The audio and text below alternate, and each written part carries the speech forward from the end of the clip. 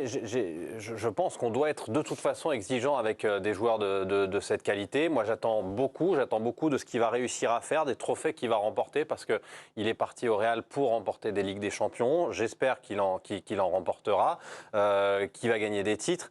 Donc, je suis très exigeant à ce niveau-là et je pense que lui aussi doit augmenter son degré d'exigence parce qu'il s'était peut-être un peu ramolli, un petit peu, ça ronronnait peut-être un peu avec le Paris Saint-Germain. On n'était pas très satisfait de ce qu'on voyait. Je pense qu'il doit faire beaucoup. Cela, pour moi, n'empêche pas d'être patient et de lui laisser quelques semaines et quelques mois pour y arriver. Tu penses que cette exigence-là, il ne l'a pas vis-à-vis de lui-même ?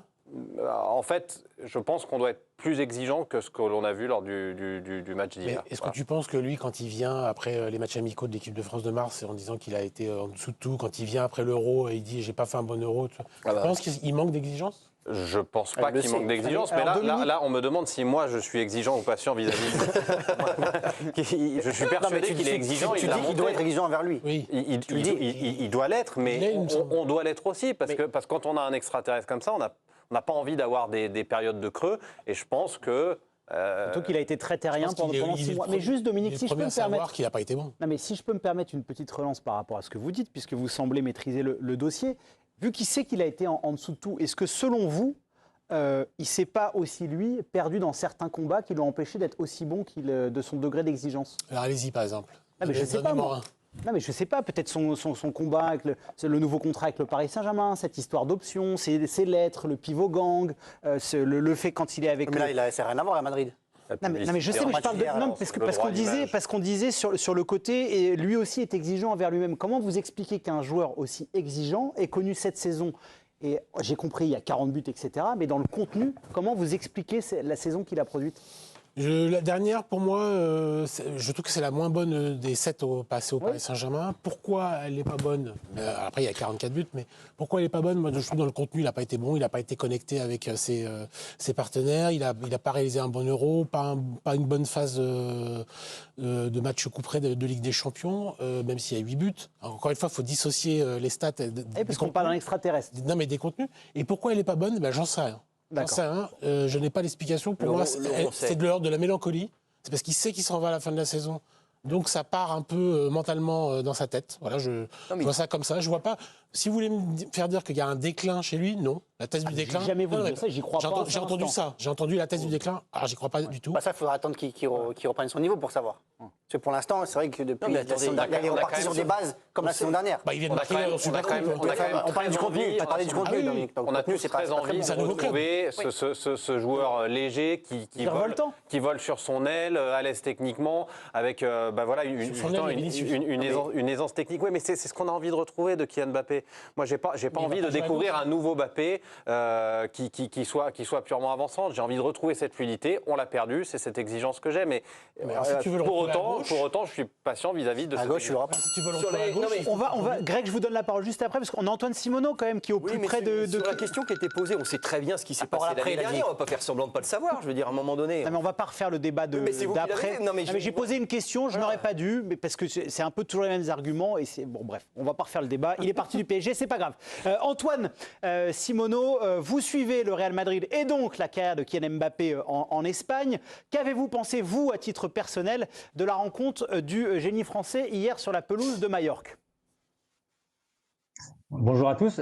J'ai trouvé qu'il y avait, par rapport à la finale de la Supercoupe d'Europe de mercredi dernier, du mieux dans le contenu, du mieux aussi dans l'envie, dans les intentions. Je l'ai trouvé très, très mobile. Il s'est baladé un peu sur tout le front de l'attaque et on l'a senti une vraie envie de bien faire.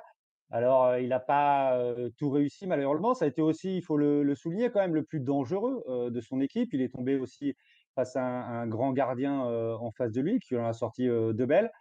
Mais c'est vrai que bon, on reste un petit peu sur notre faim parce que c'est une équipe du Real Madrid et là, ce n'est pas que de la faute de Kylian Mbappé, mais qui manque un petit peu de chef d'orchestre, qui est assez désordonné et je pense qu'il en pâtit grandement et que cette équipe surtout elle pâtit grandement de l'absence de Toni Kroos pour le moment et qu'ils n'ont pas réussi à trouver une solution au départ de l'Allemand. C'est sûr que forcément, Tony Kroos, un génie qui organise Et le jeu comme ça, c'est Camavinga pas joue pas. facile C'est-à-dire à remplacer. Et Camavinga est blessé également. Juste Antoine, puisque vous parliez du côté virevoltant de Kylian Mbappé, les efforts qu'il a fait, athlétiquement, vous l'avez trouvé comment? Puisque lui-même avait reconnu avant l'Euro qu'il était en retard sur l'aspect athlétique. Il y a eu cette blessure au nez durant la compétition. Comment vous l'avez trouvé? Je le trouve très bien depuis qu'il a repris avec le Real Madrid et c'est les échos que j'ai aussi du staff technique madrilène. C'est-à-dire il est très affûté, on l'a vu, il a fait une chevauchée de plus de 60 mètres. Il a retrouvé, je trouve, sa pointe de vitesse. Dans les appels dans le dos, il a été extrêmement bon aussi quand il a dû prendre la profondeur. Il n'a pas toujours été servi. Mais je trouve qu'à ce niveau-là, au niveau physique, il est très très bien revenu et voilà, il reste juste les ajustements tactiques à faire, je vais dire les automatismes à créer parce que quand vous parliez de patience ou d'exigence, il faut être patient. Ça fait seulement 2 matchs, il a 10 jours d'entraînement collectif dans les jambes. Ça va pas venir non plus comme ça. Il faut qu'il s'adapte. Et puis il faut aussi que le Real Madrid se réinvente un petit peu au niveau de son expression collective. Donc il y a beaucoup de paramètres qui entrent en jeu et ça va être dur. Et de toute façon, l'exigence, je pense, comme disait à très juste titre Dominique, lui, elle est maximale et il va aussi la subir de la part des supporters madrilènes. Donc il ne peut que être exigeant avec lui-même au Real Madrid.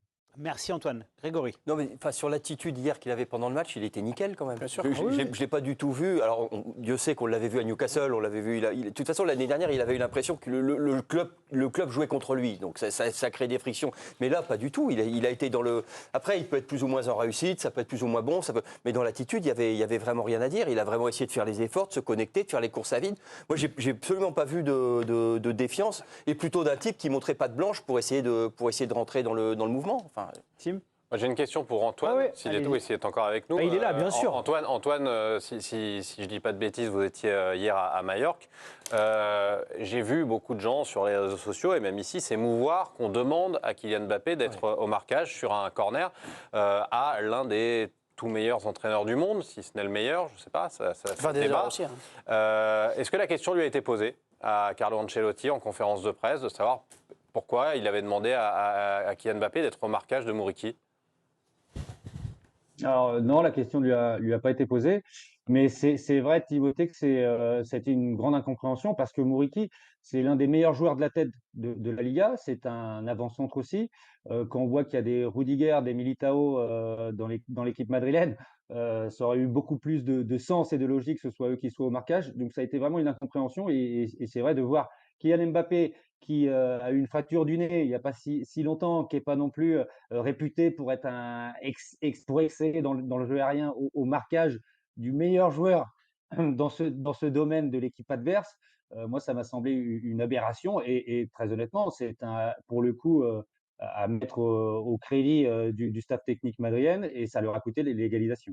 Comme quoi, même Carlo Ancelotti peut se tromper. On peut demander à Antoine. Mais c'est votre émission, Dominique. N'hésitez Non, pas simplement, à casser tous les au-delà plans. des polémiques, comment tu trouves la connexion avec Vinicius sur les 2 premiers matchs? Elle m'avait semblé très bonne en Supercoupe. Elle m'a paru un peu moins forte hier. Parce que comme Vinicius, c'est l'homme fort de Madrid cette saison, et sans doute encore de la saison achevée et de la prochaine. Comment elle était cette connexion hier soir Je suis d'accord avec toi, Dominique. J'ai trouvé qu'elle était plus intéressante lors de la Supercoupe d'Europe, ou en tout cas qu'il y avait plus d'envie de se rechercher. Il y a eu quelques mouvements quand Mbappé a plongé dans le dos de la charnière centrale, où Vinicius a essayé de le trouver. Il a mis d'ailleurs un moment, il a conclu dans le petit filet.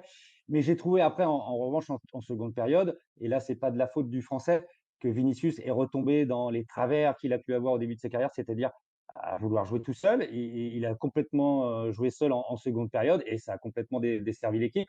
Donc, tout ne vient pas que de Kylian Mbappé. Il va aussi falloir à un moment que Vinicius pense à jouer avec lui. Mais à l'heure actuelle, sur ces premiers matchs, dans ce rôle de numéro 9 axial qui ne convient pas forcément, Mbappé, il souffre beaucoup de la comparaison avec un ancien Français qui était une légende du Real, c'est Karim Benzema qui excellait dans ce rôle de buteur organisateur, à décrocher, à jouer en remise.